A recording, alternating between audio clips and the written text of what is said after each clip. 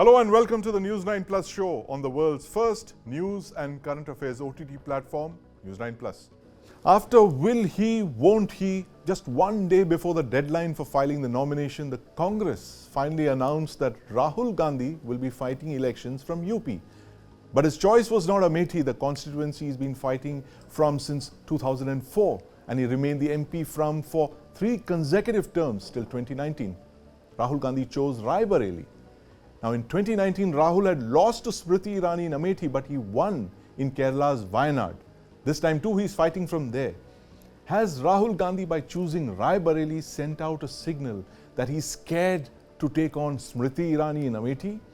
And joining me to discuss this are Dr. Anil Verma, Ajit Kumar Jha, Sunita Aron, and my colleague Kartikeya Sharma here in the newsroom. Kartikeya, any surprises that Rahul Gandhi would choose to fight from Rae Bareli and not Amethi? No, I'm not surprised at all. You know, when I was having a conversation with Ajit, Sunita, this is the question I raised. How many times has Rahul Gandhi gone to Amethi?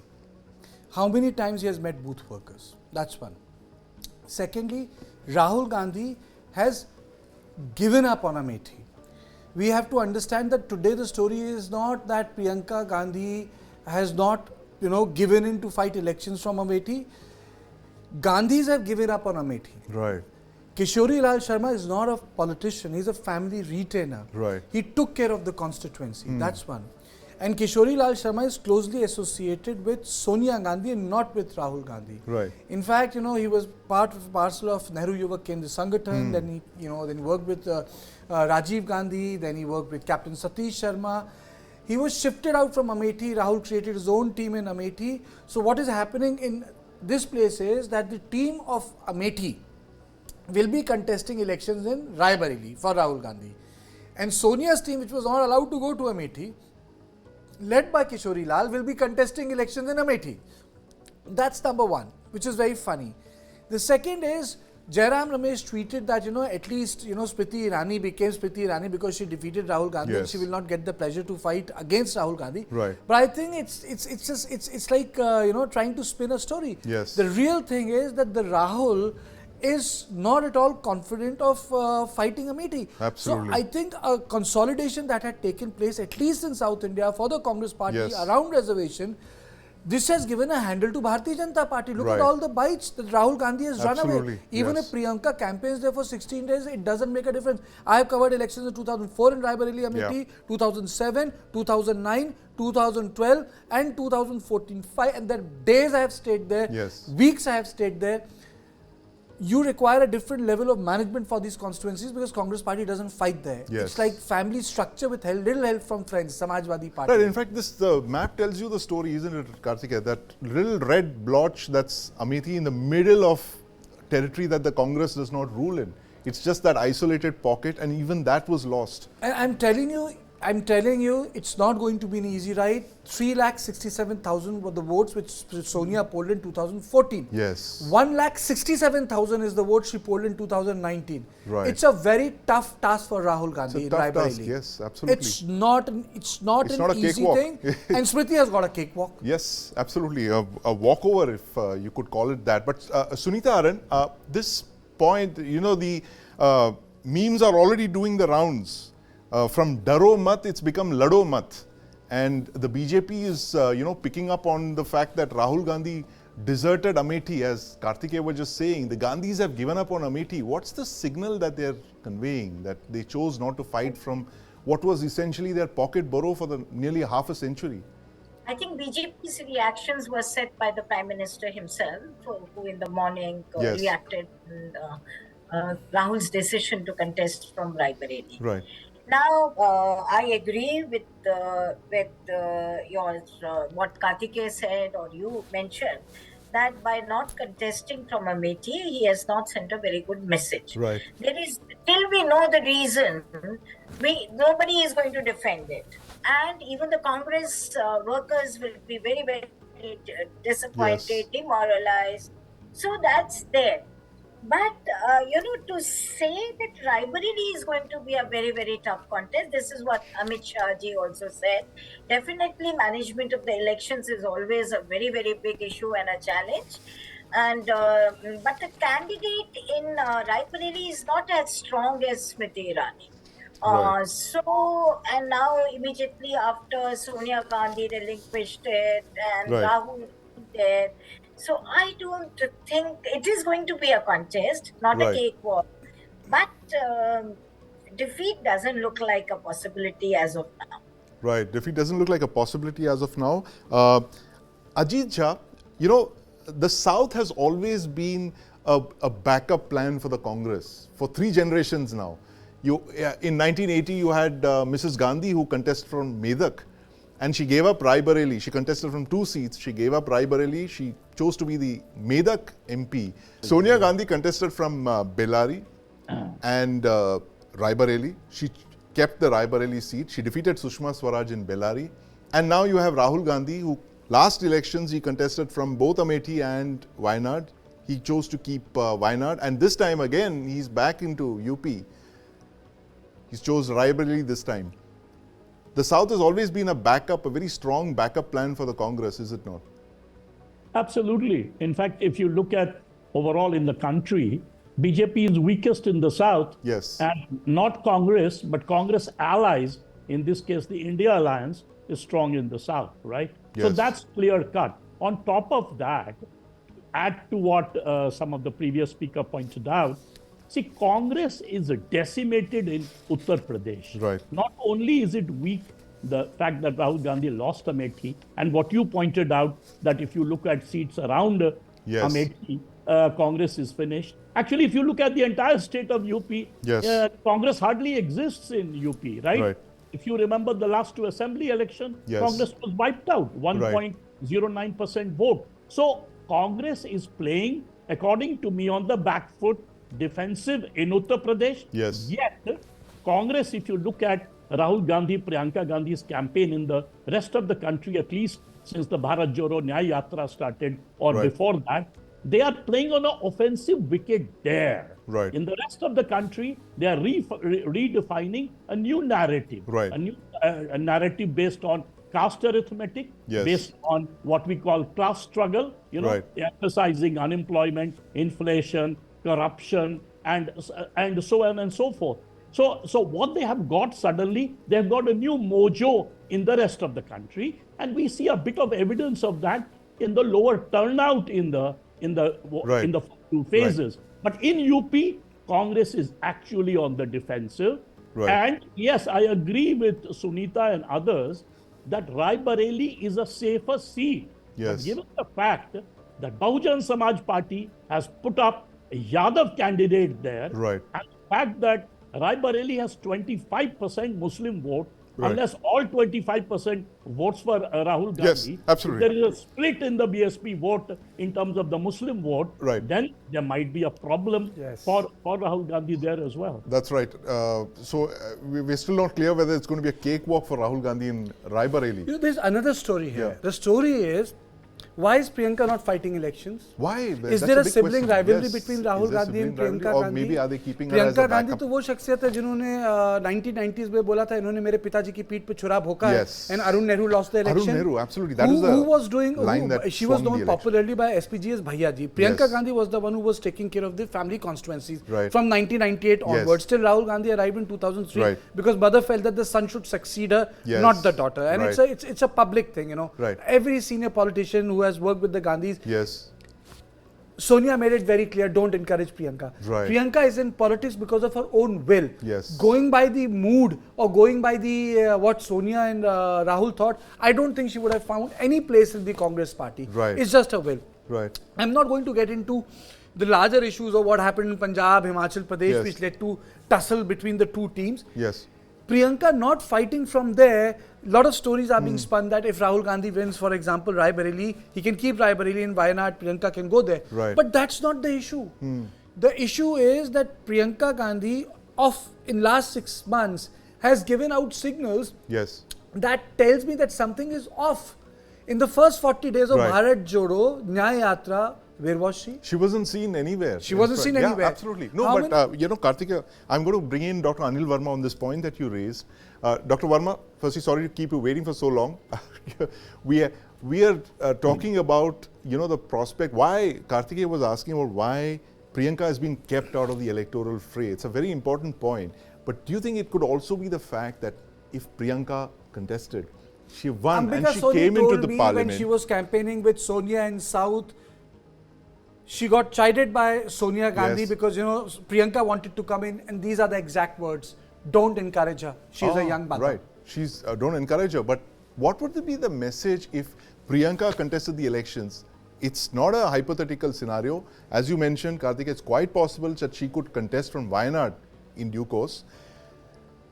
Sonia Gandhi, Priyanka Gandhi, Rahul Gandhi, all three enter the Lok Sabha, enter the parliament. Do you think that kind of reinforces the BJP's allegation that Parivarvad, this is family politics, this is dynastic politics, this is the one family that's running the Congress? I think that nobody would dispute that. And of course, this allegation stays with them, the Congress party. So far as the leadership is concerned, bringing in Priyanka or Rahul is a different matter. But the perception is that it's the family which is the leader in the Congress party. Whosoever be the president or others, it's really the Gandhis who are the top boss, the sovereign in the Congress party. That is one. Now, the question that why Priyanka is not being allowed, I would look at it differently. Whether it is her own choice to stay out and push her husband into it, or bringing her husband opens a Pandora's box for the Congress party because of the personal credentials of the gentleman. That is one thing. Yes. And the second thing is the moment Priyanka, and you, as Kartikeya was pointing out, and he has a very long experience in journalism, the moment Priyanka enters into active politics, Rahul by nature would be marginalized. That is for sure. Because we have seen that there is a general preference among the congressmen and cadre also, and the public also, for Priyanka over Rahul Gandhi. Right. So this is the lurking fear behind keeping her at the back, on the back stage, and trying Rahul so far. Right. Now, your question that can she come from the Wayanad? I mean, this issue is going to be a very, very, difficult proposition for the Congress, because you see, Rae Bareli, as most of us understand, despite the fact that it's going to be now triangular this time, because of the fact that let me correct previous speaker on this, that according to the 2011 census, Muslims are not so many percentage; they are 12%, 11% or 12% only in Rae Bareli. Rather, Dalits are 33%. And Mayawati having put up a Yadav candidate, that makes the story very strong, because alternatively she has given Muslims 21% tickets to Muslims, so far as the tickets that have been announced.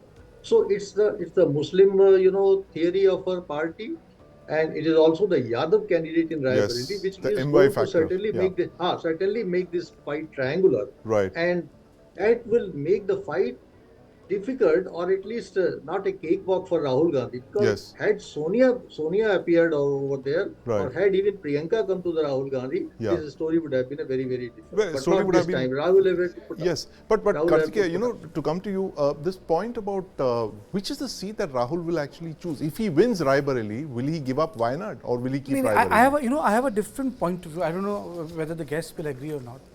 If Rae Bareli would have been a safe seat, who would have been the best candidate? Sonia Gandhi. Absolutely. Okay. That was her Do seat. you expect Sonia Gandhi to campaign? No one in Rae Bareli expects Sonia Gandhi to campaign. Right. Sonia Gandhi never campaigned in Rae Bareli. 99, 2004, 2009, 2014, 2019, Sonia did not campaign in Rae Bareli. Right. Priyanka Gandhi would do the booth meetings. Yes. Did Rahul Gandhi campaign in Amethi? Barring 2004 elections. Right. He has not campaigned in Amethi. Yeah, he has campaigned to every other place, which means that these are not the family bastions. You take Samajwadi Party out, they will not be able to win elections. That's number one. Secondly, if you are a national leader, are you expected to campaign in your constituency? You're not expected to campaign in your constituency. So my issue is, why has Kishori Lal Sharma been fielded in Amethi? Anyone who has covered Uttar Pradesh, Rae Bareli would know Kishori Lal ji is from Punjab. He stays in Ludhiana. He's got a business there. Right. He was with Nehru Yuvak Kendra Sangathan. Yeah. Satish Sharma, took care of him, when he was there. He ran into Rahul Gandhi's stream. He got shunted out for 5 years. He was in Bondukes. Right. And suddenly, he has been sent to the slaughter. Right. Okay. Why has that happened? Those are the questions I'm asking.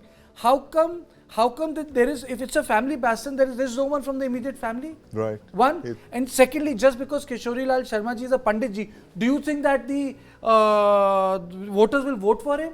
Even the Brahmin community is so fragmented sociologically. Yes. Ask one, the Brahmins of East will not give their daughters to Brahmins living in West. बोलेंगे ही नहीं, ये तो पंडित ही नहीं है, इनको नहीं देंगे, शर्माओं को नहीं देंगे, चतुर्वेदियों की शादी होती है क्या कभी? Unique caste dynamics of Uttar Pradesh. क्या ब्राह्मण भी तो homogeneous community नहीं है? पंजाबी ब्राह्मण बोलेंगे अरे तो पंजाबी ब्राह्मण है, हमें पता ही नहीं जी. तो क्या बनारस के पंडित जी उनको पंडित मानेंगे? नहीं मानेंगे. You ask Sunita, you ask Ajit, tell them if I'm wrong. So, Sunita, but the other thing, and Kartikeya, I'm going to ask you this as well, the fact that in this elections, the Congress has been very indecisive for the last couple of months, and that's the reason we're calling it the INC, the Indecisive National Congress. My biggest worry is that Congress was actually doing well. We have done so many debates. Congress had consolidated itself in South India. Right. It's doing pretty well in Telangana and Karnataka, I'm telling you. But I don't know with this what impact the election will have. Right. Imagine what Balakot did. Right. As a journalist, I'm feeling, yaar, ye kya kar diya? Right. Right. Absolutely. No, but that's a point that, while the Congress retains its vote share in the north, it's now essentially a party of the south. Telangana and Karnataka are two major states controlled by the Congress. It has confined itself as a party of the south because, people, did you look at the tweets?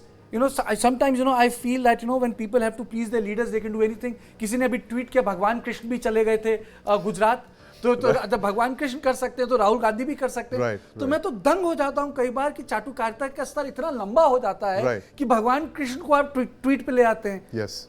Right. But Sunita, this point about, the Congress being a party of the south now, while it does retain some of its vote base in the north, 3 successive defeats would be hard for the party to recover.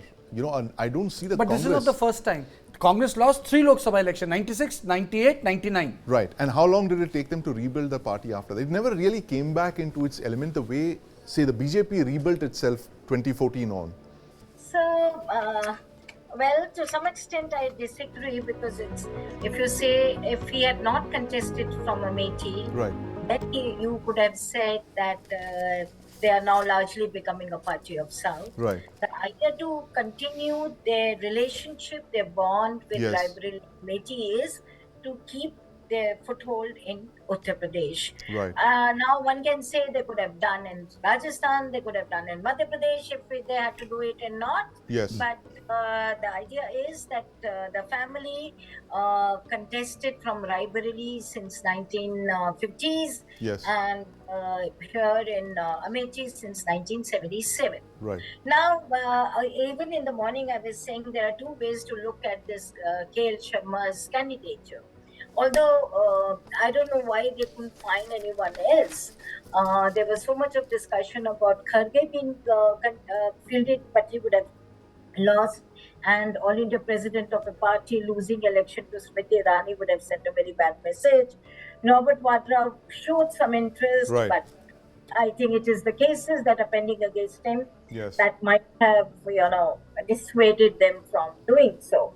So, to some extent, why he is contesting from Rae Bareli and not from Amethi, this is explained by the very fact that Priyanka did not want to contest and they wanted Sonia's seat. Yes. To continue. Here the mother may have come in or whatever. Sunita ji, I have a question for you if you permit, Sandeep. I have a question for you. It's got to be the last. I have a question for you. We're completely out of time. Isn't it very feudal? Sunita ji, you have covered this place so robustly.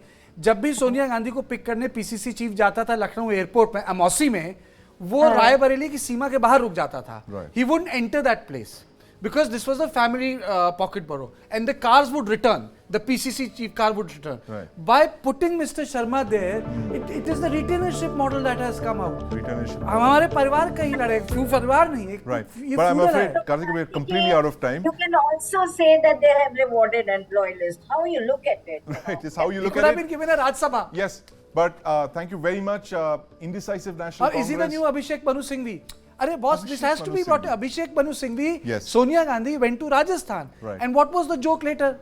She knew that something is going to wrong will happen in Himachal Pradesh. Yes. So the joke on Twitter is कि ये नए Abhishek Manu Singhvi हैं. Oh God, नए Abhishek Manu Singhvi and the Indecisive National Congress, Rahul Gandhi choosing to fight from Rae Bareli after a long period of suspense. That's finally ended, but we'll know soon enough in June if that was the right choice that he made. And of course, after that, we'll be debating which seat he's going to keep. Kartikeya, what's your bet? Quickly, before we go. I really, because, I will not say anything because, KL Sharma's candidature has really baffled me. Right. He's a gentleman. I've known the guy for 30 years. Right. As a child, I met him in 1993 in Delhi. It just really baffles me. Which seat will he keep? Ajit wants to say something. Ajit, which seat will Rahul Gandhi keep? You just have two choices, Rae Bareli or Wayanad. Remember UP, Raj Narayan beat Indira Gandhi. Yes. So you might have KL Sharma, who knows the constituency, Chappa, right, might give a fight to Smriti Irani. All right, absolutely. So but which seat does Rahul Gandhi hold on to? I think he should hold on to Rae Bareli. Rahul Gandhi holds on to Rae Bareli. Rae Bareli or Wayanad? The seat that he wins with a bigger margin, this is what Indira Gandhi did. Seat with a bigger margin. Dr. Anil Verma, Rae Bareli or Wayanad? Whatever he retains, he is going to be a loser because Congress is going to the seat that he vacates. Right. Okay. That's a cool answer. That's a good one. Kartikeya, yours. I think he should be retaining Rae Bareli. 6th of June, we'll come back to all our guests on this show and we are going to replay what we just discussed on the 6th of June. We will be talking about, is it going to be Rae Bareli or will it be Wayanad for Rahul Gandhi? The McKinsey Global Institute predicts that by 2030, up to 800 million jobs could be lost to automation. Similarly, a study by the Oxford University estimates that up to 47% of jobs in the US are at risk of being automated in the next 2 decades. AI is transforming industries and changing the nature of work. Will AI replace human workers or will it create new jobs? To talk about this, I'm joined by Srinath Sridharan and my colleague Amit Ranjan in the studio. Gentlemen, welcome to the News9 Plus Show. I want to start by asking you, Amit, that's a good story that you did. Thank you. AI eating jobs, these are alarming numbers. 1 billion jobs almost by the end of the decade, 800 million. It looks like because it is eating up jobs across industries. It's not just in the tech field. Yes. There's a report that we have put up in the show by a US firm Challenger Gray that in the year 2024, the jobs lost, tech jobs lost, were over 80,000. Right. Jobs created due to AI and related fields was only close to 30,000. Right. It's 1/3. Almost 1/3. So that is the difference. The industry comes back with this one-liner always that new jobs will be created. Yes. But what will happen is the interim period is likely to be painful because some people will have to upskill themselves. Yes. It doesn't happen on the click of a button. You know, this is something that we discussed extensively, Amit. You remember when the IITs that stopped hiring, that there were tech layoffs as well, and this was the reason, right? And the fact that AI was that big unknown on the horizon. And Srinath, how long does this period usually take, this thing between an arrival of a new technology and the new hirings based on that technology? How long does that interim period usually take? So in terms of the first initial set of adopters, you see them jumping in within the very first year of a technology being available. Right. Typically consulting firms are the first one to jump at it because it allows them to package what I call as packaging fear. Right. You go back to industry and say, hey, you're going to be out of business. Like for example, let's say 3D printing. Right. For last 10 years, consulting firms have been saying 3D printing will put the manufacturing units out of business. It is not. Right. It has not done a single job. Right. But if you look at, let's say, data from the Indian ITES industry, let's say Wipro, Infosys, TCS, Cognizant of the world, the last 2 quarters alone, I think there have been retrenchment of about 80,000 jobs. Yes. And but if you listen to their management commentary after quarterly results, they've been speaking about how they've been spending enormous amount of resources and reskilling people on AI. Right. That's I think that's clear message that they're pushing out whatever is non-AI. 2, I think in terms of adoption, the industry typically takes a 3 to 5 year cycle before they adopt because not everybody wants to jump in without understanding the risks and what could go wrong. Industries are also answerable. Most of the industries are answerable to some regulatory or the other of risk mitigation. And I think that's where the safeguard of not jumping into AI is given. I think 2 years ago during COVID, there was a huge rush. Everybody said media jobs are going to be outdated. AI will do everything. Where is it? I mean, it might do some parts, bits and parts here, but it is not going to replace human beings. And I think that's where we'll have to worry that don't get carried away by everything is going to be, it is not going to be everything as normal. It won't be. It will disrupt. And when it disrupts, I think that's where the biggest pain is. It's almost like, if I give an analogy of, let's say, cutting the skin with a knife. Right. At some point in time, you black out. Right. And that's the deepest layer of the skin. Very similarly is a job loss or a disruption of technology. The initial part, you see blood, you think something is happening. But when it comes to the deeper layer of the muscle and it cuts, that's when you lose consciousness if you don't have the enough sedative. Right. That's the challenge with AI. I think give it under the biggest pain point I would probably guesstimate is next 3 to 4 years from now. Next to 3 to 4 years, Amit. And what are the sectors that are going to be really hit? What are the industries that are going to be really hit by AI? You've been researching this for the last couple of weeks. You have Gaurav on the show and he'll tell you also. Hospitals, I'll give you one simple example. When an operation was done, a doctor has 2 hands. Yes. So there are 5 people who are giving him the sutures or the different knives and whatever, one after the other. A robot that is programmed on AI can have 10 hands. Right. So all those 10 people or all those 5 people are all gone. Yes. A simple cataract can be done by AI, does not require the thing with AI and automation is they are much more precise than a human hand. Yes. So that's the quantum of percentages of jobs that are going to be lost. I just gave the example of hospitals, but lower end jobs, data entry, AI is taking all of that. That is already happening. Yes. And India is going to be most affected, at least in that field, because we had a huge population that was getting employment in that layer of jobs. Right. And Amit, the most amazing part is how swiftly it's entered our work lives. I mean, just the other day I was sitting and chatting with one of our colleagues and one of our graphic artists. He was making something and the picture was incomplete. And within a few minutes, and I'd come back, the picture was complete. And I said, what did you do? I thought the picture was just cropped or something like that. How did you complete the picture? Oh, I said, this software comes now with an AI thing, and I just clicked on that and it completed the picture. So, it's how seamlessly it's integrated into our work lives here. The speed with which things are changing is computers came to India sometimes in the late 70s and 80s. Right. But the first time you heard the names of Google and Yahoo was early 2000s. Yes. Now things are changing by the month.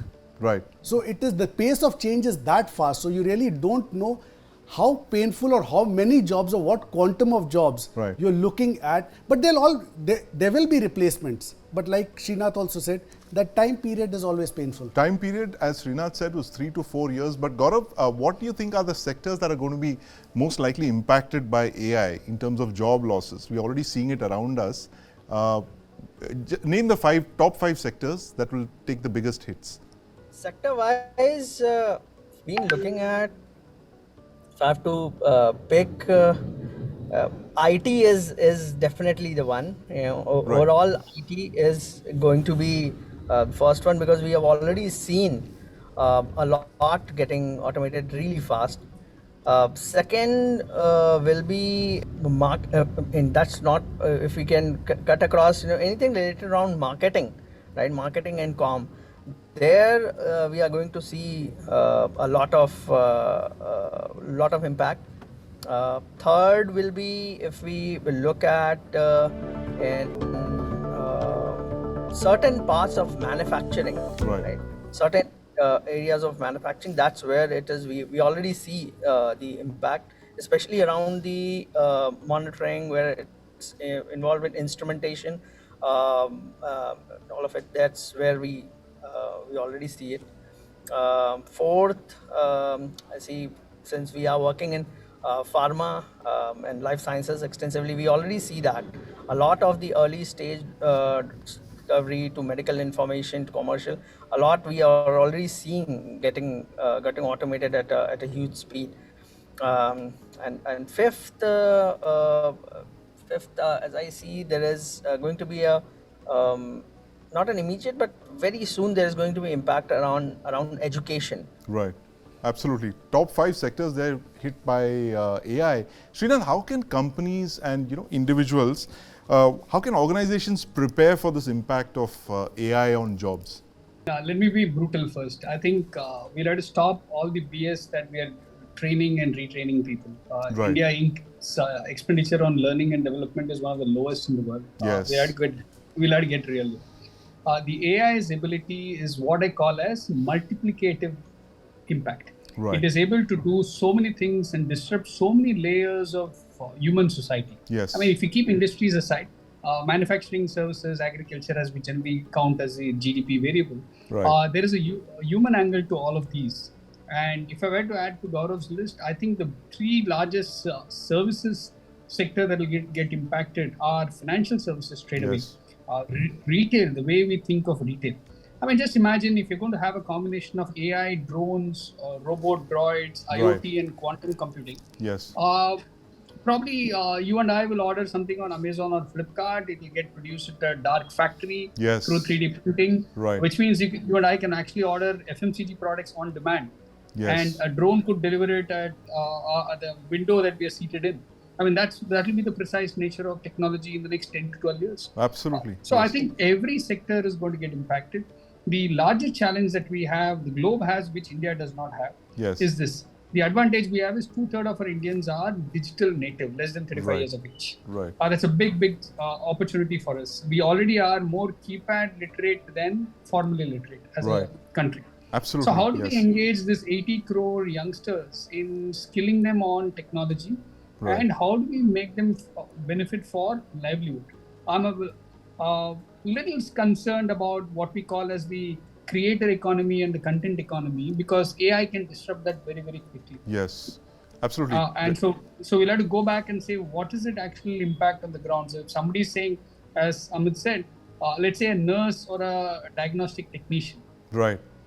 How do we enable them to use AI or IoT to be efficient and better to do more, rather than just simply replacing? Yes. For example, I saw a Fitbit kind of equipment to measure blood sugars and others more than I think 10 years ago in Silicon Valley.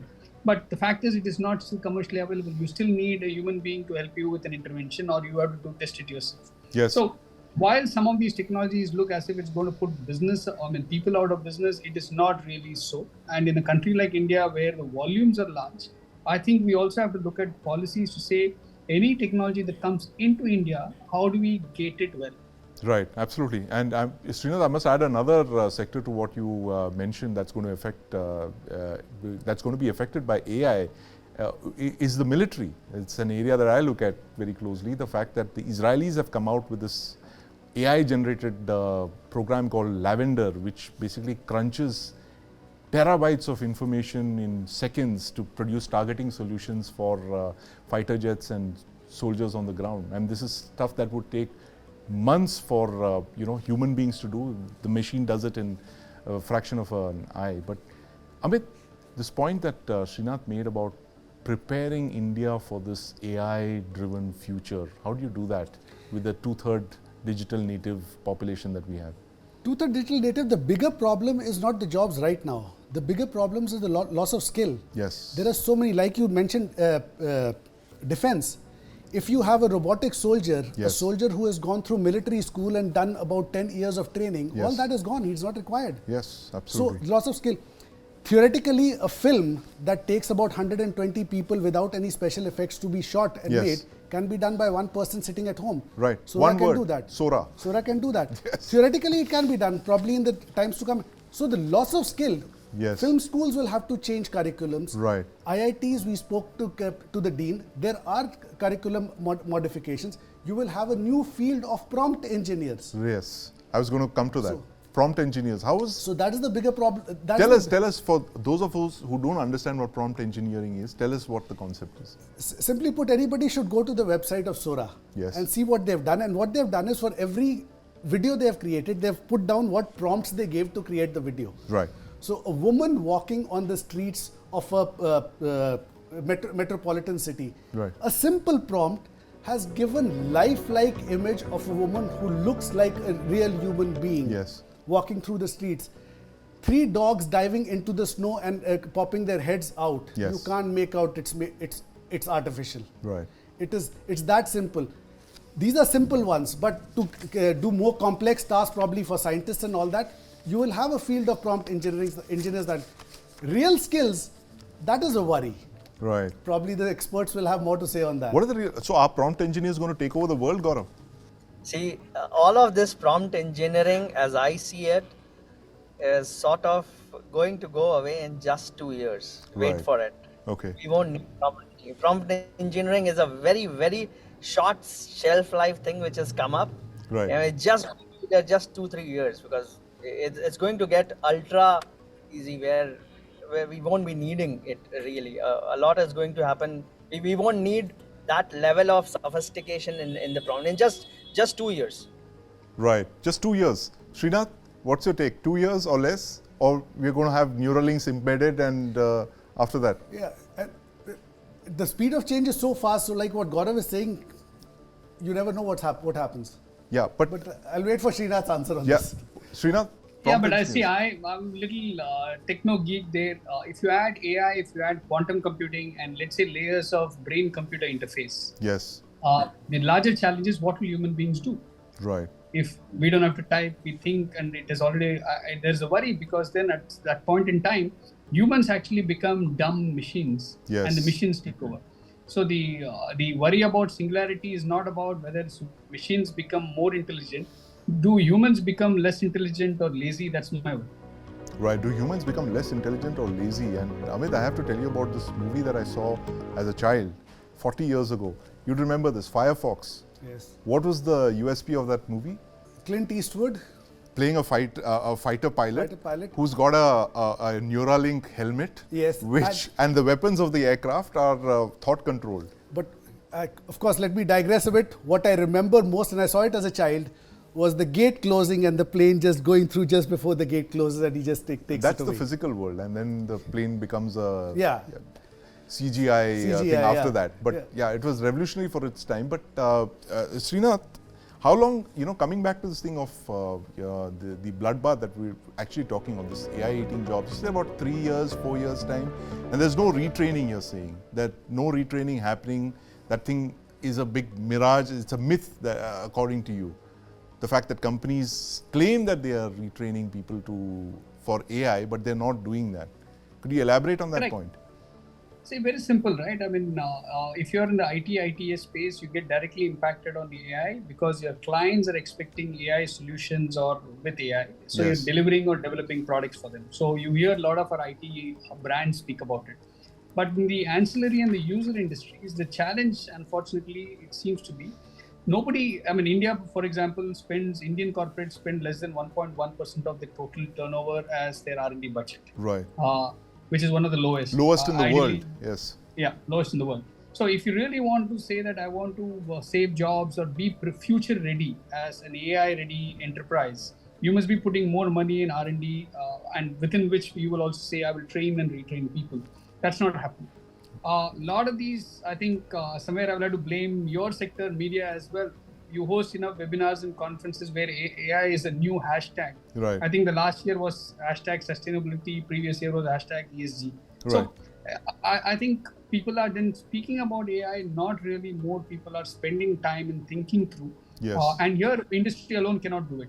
They have to bring in academic experts, technocrats, policy thinkers to say, how will the future of society look like? How will the future of humanity look like? And I think that's where you have to start with what is AI going to change? Because the previous the 3 industrial revolutions impacted society. Right. There were, of course, different products that came up and human beings adapted. But this one is disrupting with the speed of change that's happening on a daily basis.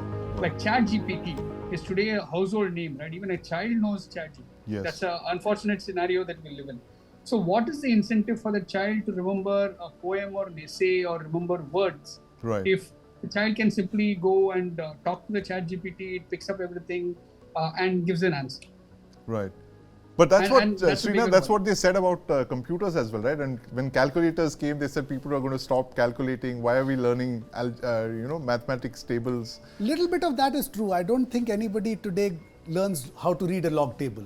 Yeah, that's right. A little bit of that is true. So some of it is gone, but AI, the speed of change, I think that's the most important part. I mean, I don't think there's ever been a kind of technology that's, that's literally, evolving in front of our eyes. And here you have to commend President Vladimir Putin of all people. You remember what he said about 8 years back, when he said, whoever masters AI is going to rule the world. I just hope what Gaurav is saying comes true, that this hoax of prompt engineering is going to last only 2 years, and the real skills are going to stay for good. The real skills will stay for good. But thank you very much, gentlemen, for speaking to us this evening. Srinath Sridharan, Gaurav Tripathi, and of course my friend Amit Ranjan, who's put together the story on AI eating jobs, the Pac-Man effect. I like that effect that you gave it, by the way, Amit. That Pac-Man, AI that's eating our jobs. It's a 2 to 3 year window that our experts just told us that we're looking at, where there are going to be job losses, there's going to be intense, what's the word for it? Intense vacillation in the industry as they look for how to upscale and upskill to prepare for the AI revolution.